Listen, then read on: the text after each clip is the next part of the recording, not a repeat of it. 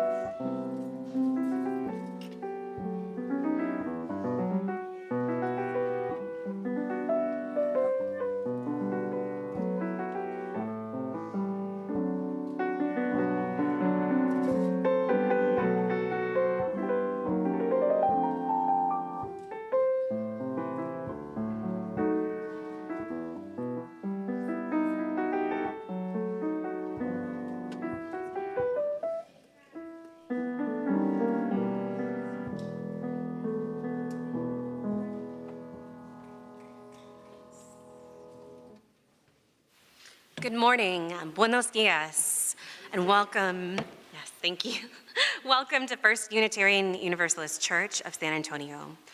Our weekly worship is where we connect, share information, and inspiration. My name is Elissa Curry, and I've been attending here 3 years officially as of last month.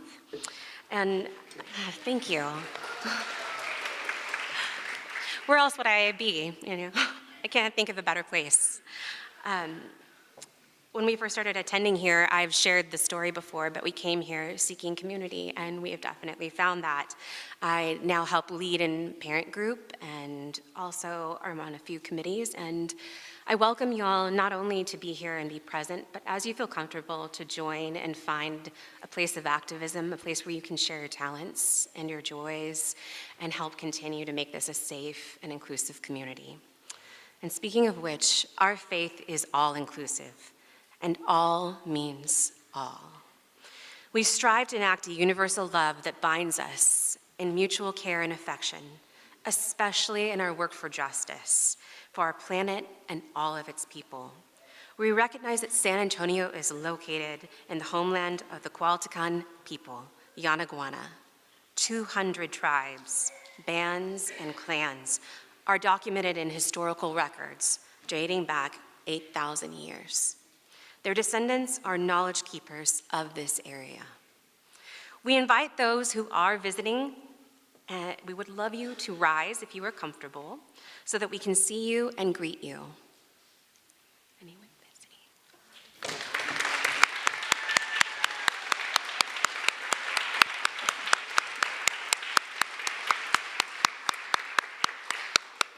Thank you for being here. Welcome. If you're interested in becoming a member of this community, please ask any member or staff. Any of us can help you join the community. We have a membership book that you can sign. We also ask you to make an annual contribution to help fund this ministry. We wouldn't be able to have the programs that we do and the committees that we do and be able to support and love you without contributions. If you are going to be visiting us for the first time today, we ask you to fill out a yellow visitor's card. We'd like to get to know you, and we'd love for you to follow up with us.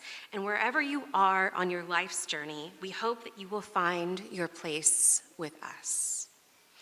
In case you're wondering, we have roped off the last few pews for anyone who needs a seat quickly. Thank you.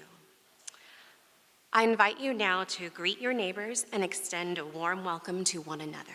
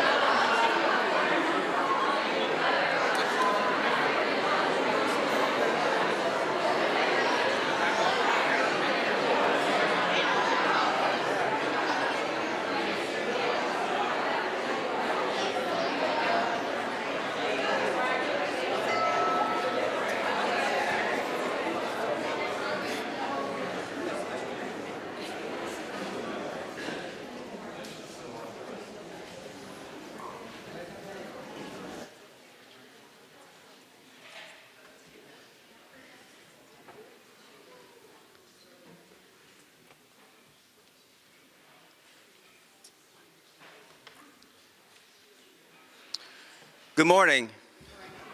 I'm Xolani Kacela, he, him pronouns.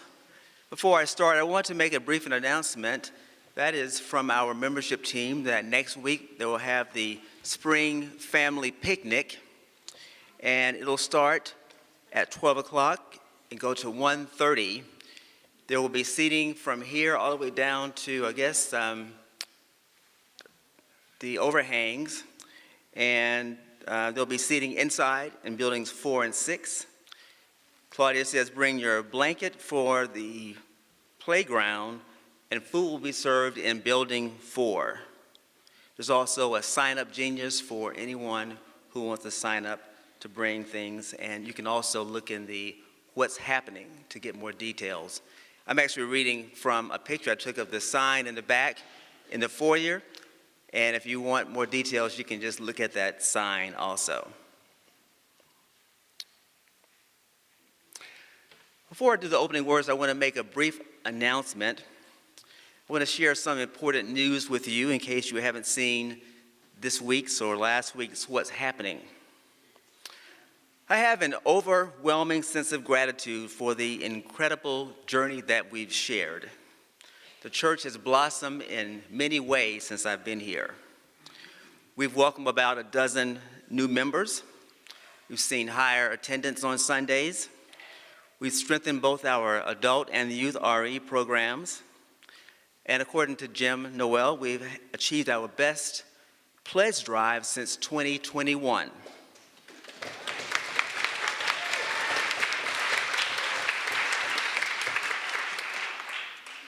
Our staff is working like a fine-tuned orchestra. Our ministry teams are robust. And have you heard our fabulous music?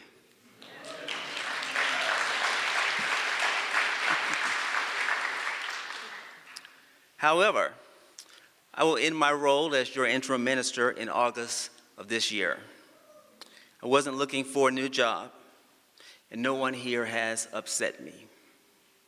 My decision stems from differing perspectives between the board and me regarding how the ministry has been conducted.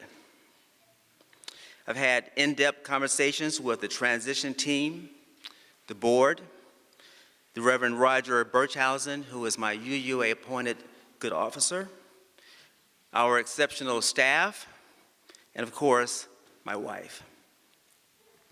I've also had a chance to speak to many of you directly, and your kind words and support have been incredibly uplifting.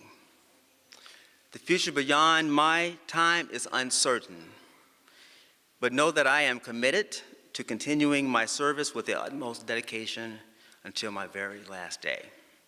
So let's make the most of our time ahead. Thank you.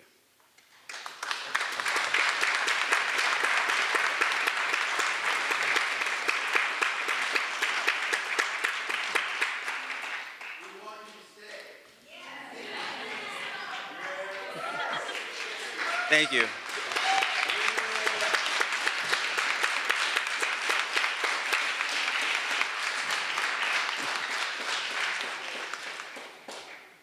Thank you.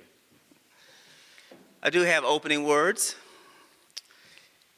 During the stewardship drive, Ms. Jenkins proudly announced that she'd finally learned to pledge properly. I used to just give whatever was in my pocket on Sundays, she explained, but now I set aside exactly 10% of my income. The treasurer leaned in, impressed. That's wonderful. When did you start? Ms. Jenkins beamed. Next month.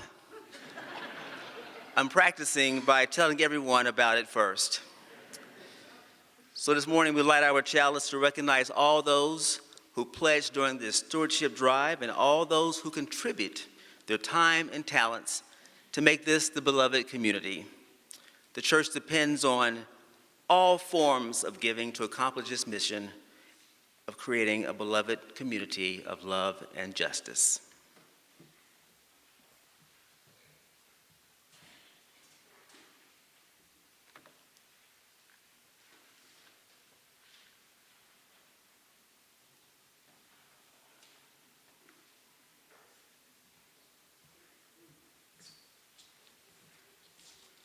I invite you to rise in body or spirit. Sing together number 157, Step by Step, the longest march.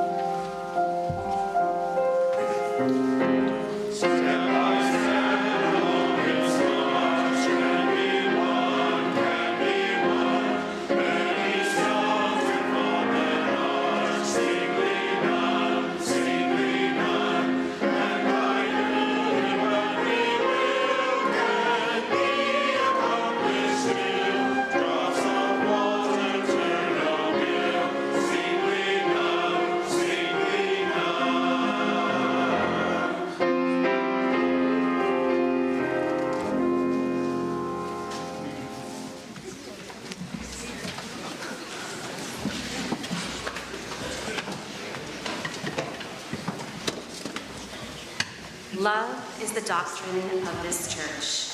The quest of truth is its sacrament, and service is its prayer.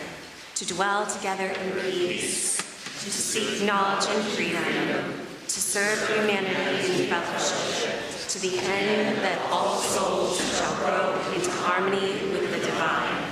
Thus do we covenant with each other. El amor es la doctrina de esta iglesia. Su sacramento es la búsqueda de la verdad, y su oración es el servicio, convivir en paz, buscar sabiduría en libertad, dar a la humanidad nuestro servicio fraternal, para que todas las almas crezcan en armonía con la divinidad. Así pactamos el uno con el otro. And now a very special performance of Everyday People by Sylvester Stewart, performed by the first UEU multi-generational choir featuring our own Thibaut Gonzales.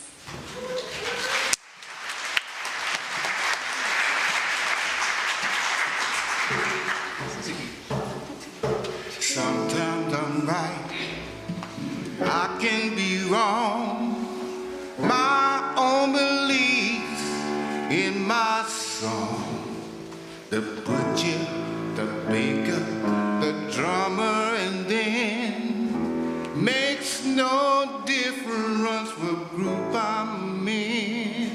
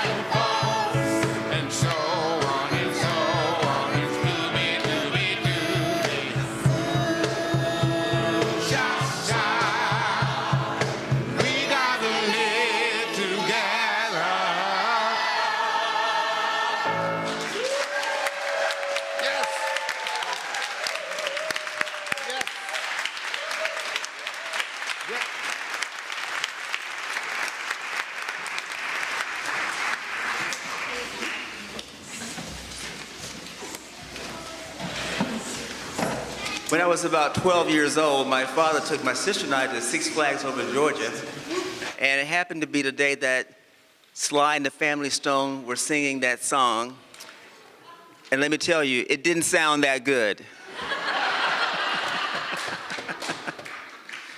They were excellent, outstanding. Y'all were great, so let's keep that type of music grooving. It was beautiful.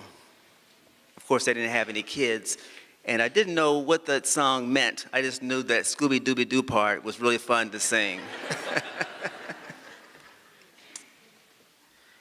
Well, we want to invite you now to come forward for our stone ceremony. And I asked last week, have you ever skipped a stone across water? Well, we are inviting you now, again, to come and drop a stone into our bowls and to not see it skip, but to see it sink. And to invite you to hold it in your hand and feel the weight of it, because it carries with it symbolically your hopes and prayers and dreams, your frustrations, concerns, and problems in life. And when you release it, it has the potential to ripple, and that's how ripples and change happens across this community and beyond these walls. So I invite you to come forward to take a moment of letting go and embrace a sacred pause and offer your meditations to the world and to the universe and to each other. I invite you now to come as you will.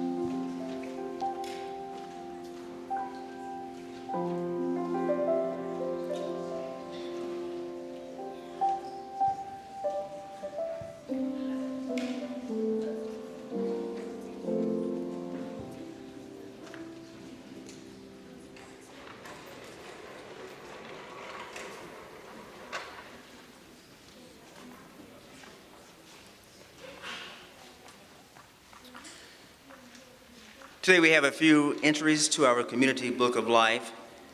First one is the flowers today were donated by Miriam Cox and J.P. Gilbert to celebrate the birth of Persephone Juan P.J. Gilbert.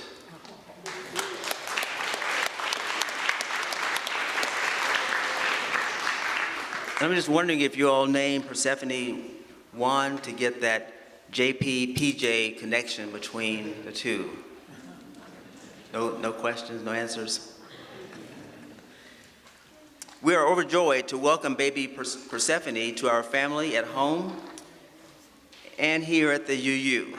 Lots of love from our parents, Miriam and JP. Thanks to all who attended the hands-off protest yesterday. Great turnout, and it was.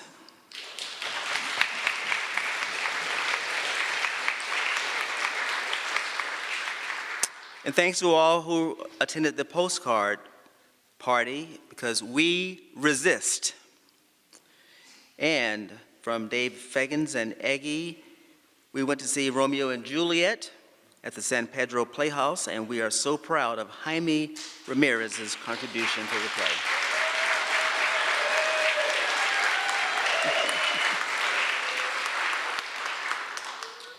Thank you to Tim and Catherine for facilitating Starting Point. I have developed a deeper understanding for Unitarian Universalism.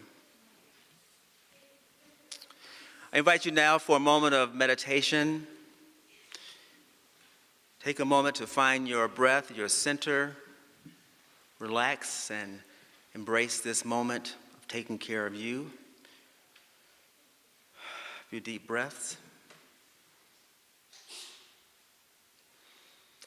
Our words today are from my colleague, the Reverend Rebecca Savage, who titles this piece, May We Be the Blessings.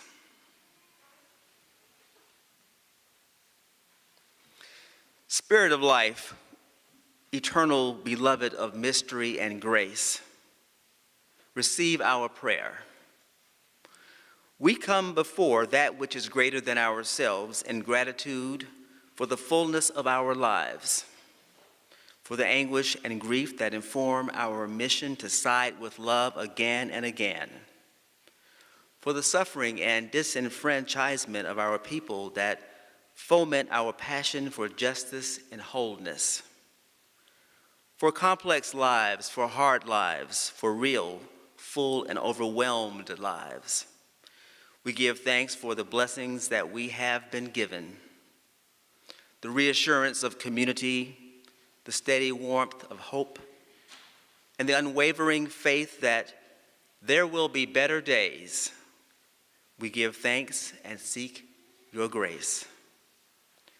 Spirit of love, come along with all the holy nudges that we need, so we may live in such a way that we celebrate all the blessings that we have been given, so we may be the blessings in the world. We ask these into the silence.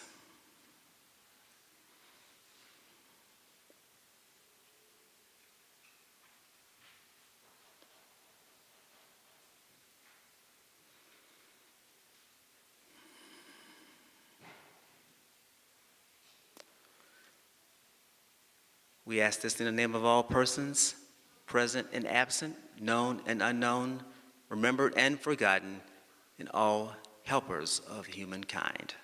Amen, and may it be so.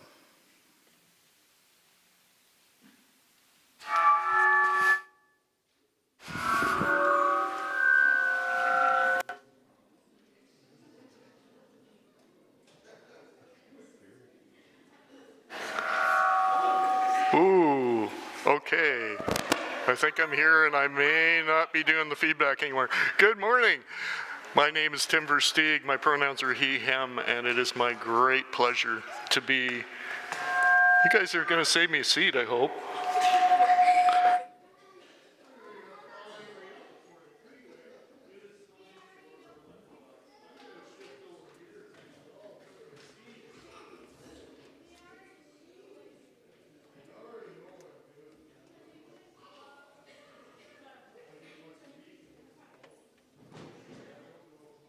Is my, yeah, okay, I'm back on, yeah.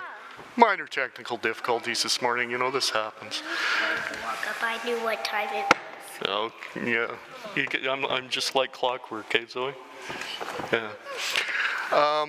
Good morning. So we've been talking about a word called stewardship this month, a whole lot. Really? And stewardship is something that helps us take care of our church, our world, everything. And I have a couple of things in the box this morning, which is going to make some good noises. I'm going to pass it around, shake it, don't look in it, and we'll try to guess what's in it this morning. There's, okay, let's pass it around, shake it. I think that's like some beads or something. Okay, Rose, that's a good guess. Kind of beads. Yeah, you're right. Okay, Zara. Everything that makes noise. Everything that makes noise. Okay, keep passing it. Make sure everybody gets a chance to shake it up. Num, num, num, num, num. Bells? Bells. Okay, that's a good guess. Okay, guys. I didn't get the pass. Oh, come around. Okay, keep passing. Keep passing. Rose, come on. Thank you. He likes to eat clothes, okay?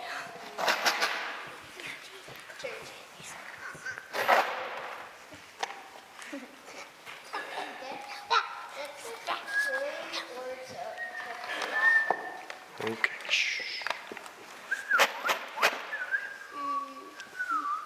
Coins? Okay, so we still got coins. Is one. There's more than just this one thing in there, though. So. Yeah, I think I know what it is. Those are all coins, dude. Yeah, those are different types of coins. Coins, beads, and keychains or like something. Okay. Okay. Think about carrying them because.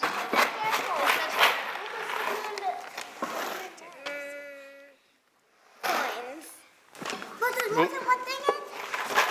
Yeah. Coins means like Yeah. points. Coins. Everybody. Okay. We're pretty convinced on that part. Coins and beads. Coins and beads. First guess, coins and beads. Did you guys? Second guess, Did you guys shake already? dimes and nickels. You already shook? Okay. All right. So we're talking about stewardship, and you are right. There is in the bottom Stop it. some pennies. And I knew that was going to happen. Okay, hang on. Don't break the box. Don't break the box. People, But they're stealing the pennies. that's okay. The penny, you can grab a penny. Okay, enough. Back. I want to see the money's gonna be gone, mister. Okay. Okay, let's make sure, everybody gets a chance. Okay, hang on. Everyone, put the pennies back. Okay. You don't get to keep it. Okay, No all right. keeping. No, but you can keep a couple of pennies, but I want to make sure everybody has a chance. Penny. I didn't get one. All right.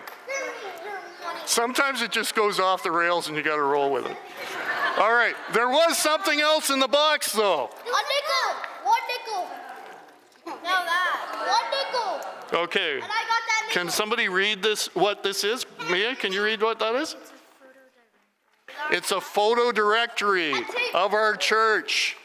Now, if we're talking about stewardship, we are talking about pennies and nickels and quarters and dollars, because that all goes into making sure that our lights stay on, we have markers in the front, we have programs for our church, certain people get paid around here. And we like being paid because we need, it's okay, it's okay. But the other thing we need for stewardship is each other. And that's what the directory represents, because all of you guys and all of the folks in the audience here, in the congregation, contribute not only their money, but also their time and their talent. So to make sure everything runs smoothly in our church, we need all three. We need our time, our talent, and our treasure. Now, if you want to keep some pennies, it's okay. All right. And that is the end of our Wonder Box this morning. And we all breathe a sigh of relief at that point. So if you have signed up for a playground, you are now exit for the playground. And if you want to keep the pennies, fine. If you don't want to keep them, throw them back in the box.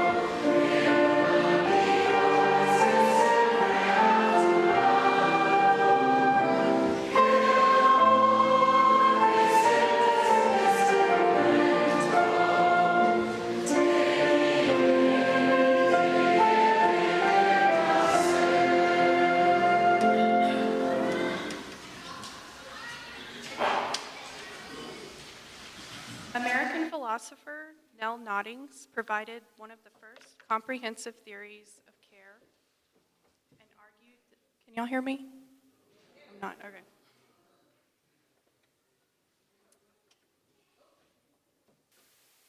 I'm going to start over. American philosopher Nell Noddings provided one of the first comprehensive theories of care and argued that caring is the foundation of morality. She saw relationships as fundamental to humanity, where identity is defined by the set of relationships that individuals have with other humans. The following excerpt is from her 1984 book titled Caring, A Feminine Approach to Ethics, and of the language has been revised for a contemporary UU audience. Why care about caring? We shall see that for entities to be in caring relation, both the caregiver and cared for must contribute appropriately. Something from the caregiver must be received and completed in the cared for. Generally, we characterize this something as an attitude.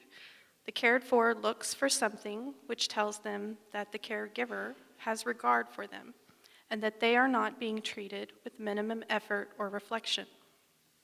The one cared for sees the concern, delight, or interest in the eyes of the one caring and feels their warmth in both verbal and body language. To the cared for, no act on their behalf is quite as important or influential as the attitude of the caregiver. A major act done grudgingly may be accepted graciously on the surface, but resented deeply inwardly, whereas a small act performed generously may be accepted nonchalantly, but appreciated inwardly.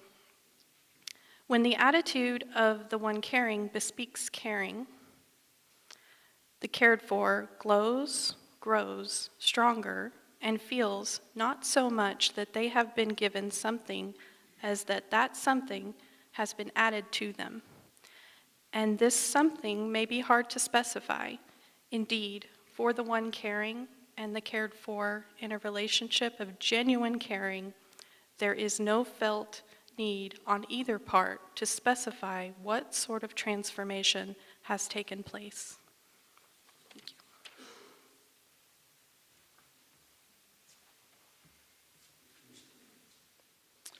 Thank you, Elissa. I wanted to just show some love to Alicia and to Elissa for their great reading today.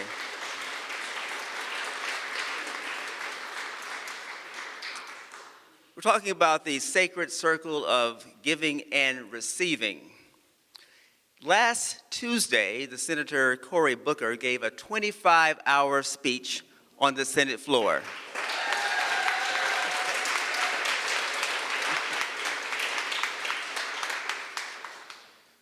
Well, can you imagine me speaking here for 25 hours? How about 25 minutes? I can see now some of you are still getting a little nervous. But imagine if we all spoke to our family, friends, and neighbors about this community for 25 minutes. The UUA wants everyone to have at least 2 minutes to go. We call that an elevator speech. I'd venture that if everyone had just 25 seconds, this place would really be packed. In my youth, someone told me, I quote, "To whom much is given, much is expected." And at first, I didn't really understand the weight of those words. Over time, I came to see them not as a burden, but as a call to live in a way that acknowledges the gifts I've received and seeks to share them with others. Today, we gather in this sacred space to reflect on our own relationship of giving, receiving, and the transformative power that flows through both. The theme we explore today, the sacred circle of giving and receiving. In this circle, there is no clear beginning or end. No distinct giver or receiver. Instead, we take part in a dynamic and ever-changing flow. As we give, we are also receiving. And in receiving, we are called to give again. This is the sacred cycle of life. And our charge is to care for it, nurture it, and allow it to continue. In the book Caring by Nell Noddings, she writes, "When the attitude of the one caring bespeaks caring, the cared for glows, grows stronger, and feels not so much that they have been given something as that something has been added to them." This beautifully captures the essence of stewardship as it goes beyond monetary transactions. When we care for others, we truly give. Whether it is our time, our attention, our resources, we do not simply hand over something to someone else. Instead, we are invited into a shared experience that nurtures both the giver and the receiver. Imagine that sacred circle. It is not a one-way street, but a flowing river. The one who gives, who offers care, receives back the gift of change, growth, and the joy that comes from knowing they have made a difference. The one who receives is not left unchanged, for the gift of care adds something new to their life. A new sense of strength, of belonging, of purpose. And in receiving, they are also changed, which often inspires them to give in return. This again is the sacred circle, an endless exchange of energy, of love, of mutual care. This brings us back to what I said about my youth. To whom much is given, much is expected. This phrase often carries the weight of obligation, as though we are burdened by the gifts we've received. But perhaps we can reframe it. Let me get some water.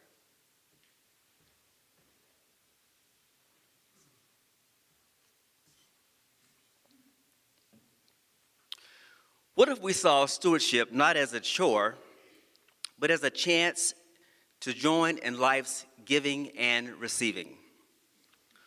What if we responded to our gifts like life itself, friends and family, learning, or resources, by showing thanks and happiness? When we shift how we think about caring for what we have, it can become less of a burden and more of a pleasure. This is where practicing stewardship becomes a deeply spiritual one. It is not just about financial giving or material support, though those are important, but about living in a way that is aware of the gifts we have been given and how we can offer those gifts to others. Stewardship means taking care of the people and the world around us, our family, friends, community, and the earth.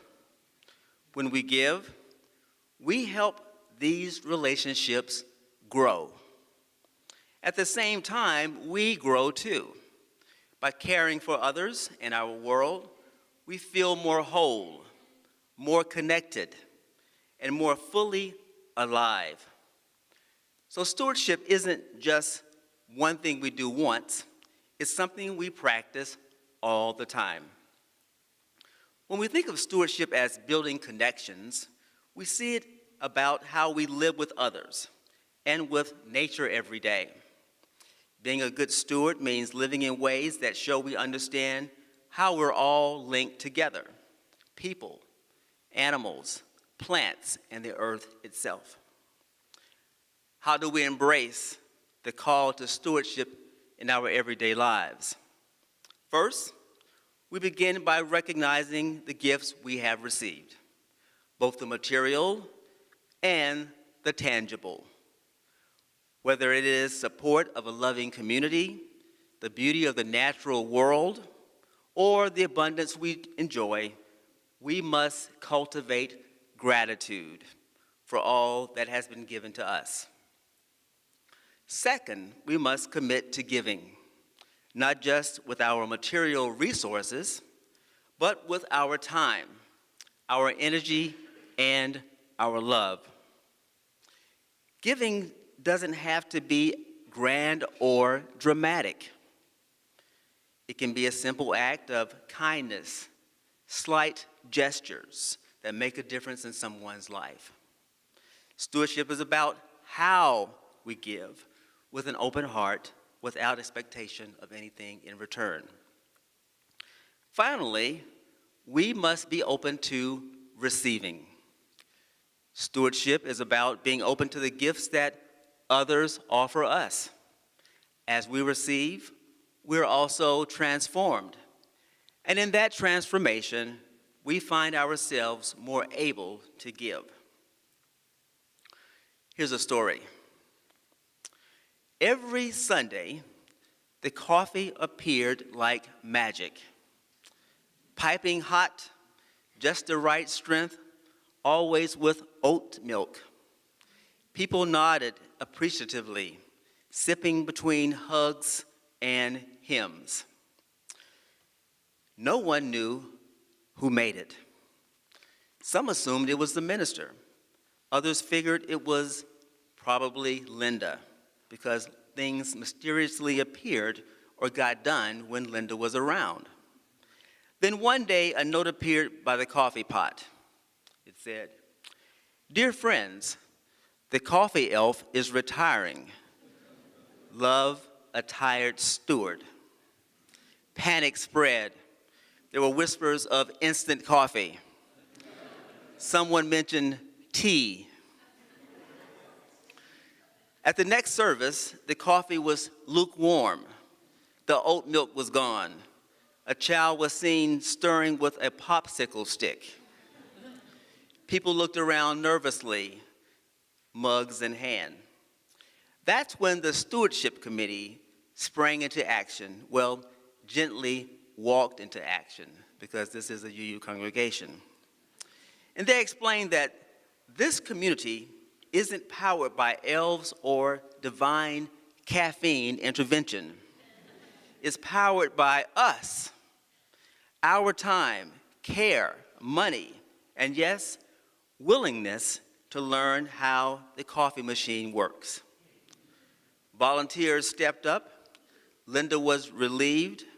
The coffee elf now attends services like everyone else, sipping happily from a mug labeled Steward Emeritus. And the coffee, better than ever, because it tastes like community. I've seen over many years how groups rise and fall. People put more of themselves into their spiritual community. When people put more into their spiritual community, they get back even more than they give. We share what we have, our time, skills, our support, and our shared dreams start to grow. Now I do want to speak about financial giving, which might make some of us uncomfortable. But when we embrace stewardship, we become more generous and better able to achieve our shared vision. We help each other and connect with people beyond our church. While our state, the state of Texas, follows libertarian ideas of government, where government steps back from helping people, we as a people or as a congregation focus on 6 important values. We stand for the key values of justice, equality, transformation, pluralism, interdependence, and generosity. We need to speak our truth while living where political leaders are controlled by wealthy Christian nationalist donors. Their actions cause severe harm to Texans. We should call it what it is. These leaders turn anger towards many groups, women, people of color, those with little money, immigrants without papers, and gender-diverse people. The simple truth is this: these billionaires only care about protecting their own wealth and power, not about regular people's needs. Admit it, we live in a place where people who claim to follow the Bible criticize maternal health care, gender-inclusive spaces, women's health, and other forms of universal respect. Therefore, when this community dedicates ourselves to beloved community, it is a bold move with benefits that really nurture the soul.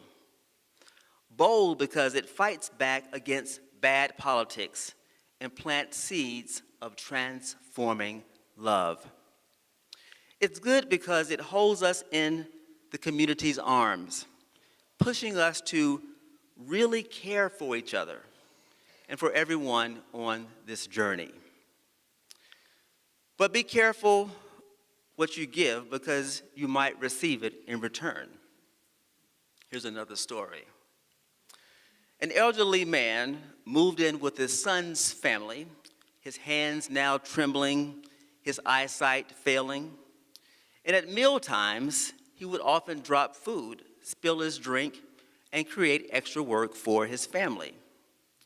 One day, tired of cleaning up after him, his son bought a small wooden bowl and set it apart from the family's fine china, telling his father he had to eat separately. The grandfather said nothing, but his eyes grew sadder. A few days later, the son came home to find his own young son carefully sanding a piece of wood. "What are you making?" he asked. "A wooden bowl," the child replied, "for you to use when I grow up and you're old."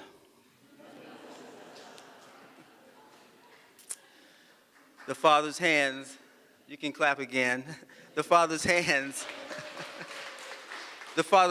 began to shake, but not from age. This morning, as we finish our annual stewardship campaign, we remember that giving is an ongoing part of our shared life. If you're a member and haven't renewed your pledge yet, we invite you to do so with care. And if you're not yet a member, we welcome you to consider supporting our vision of loving, just community. Running this different kind of space costs about $700,000 a year. We can only make this vision real when everyone gives what they can. It takes many people working together, sharing both their money and their effort to keep this special place going strong. Your gifts, whatever size, help create something important that goes against today's usual way of thinking.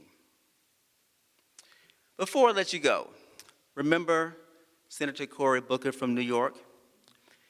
He spoke to his colleagues on Tuesday again for 25 hours, breaking the record that was once held by the racist Strom Thurmond. He said, and I quote, "Moments like this require us to be more creative or more imaginative or just more persistent and dogged and determined," end quote. And I agree. Each of us must be the same. Throughout his speech, Democratic colleagues stood by Booker, helping him stand strong, giving him water, and helping him speak more powerfully. Can we do the same in this community? Support the ministry and each other. As we leave this place today, let us carry with us the understanding that stewardship is not a one-way street. It is a sacred circle, a dance of giving and receiving that nourishes us all. So let us embrace our call to stewardship, not as an obligation, but as a joyful response to the gifts we have received. May we live fully into that sacred circle. Amen, Ashe, and may it be so.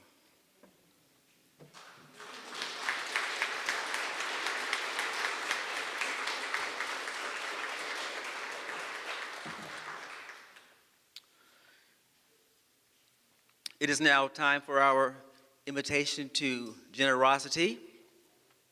And I believe that we are now somewhere around 85, 86% of our pledge goal, and Jim Noel projects that we're going to make it to at least 99%. So I wanted you to give yourselves a big round of love for all the great contribution you've done.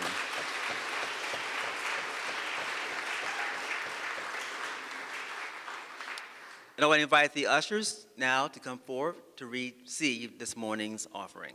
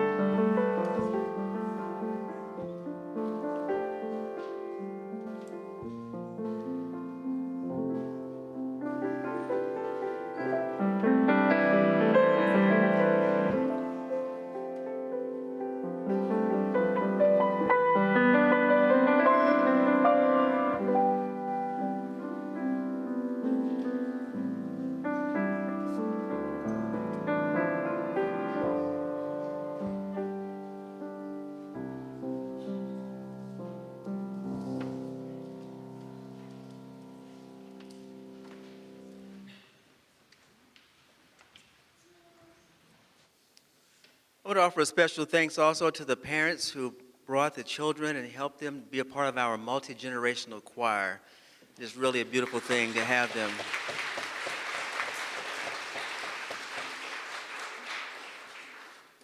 I've heard many people say that seeing all the young children and people here has just really been a blossom, a boom to this congregation and to their eyes, so please keep them coming. Keep them coming.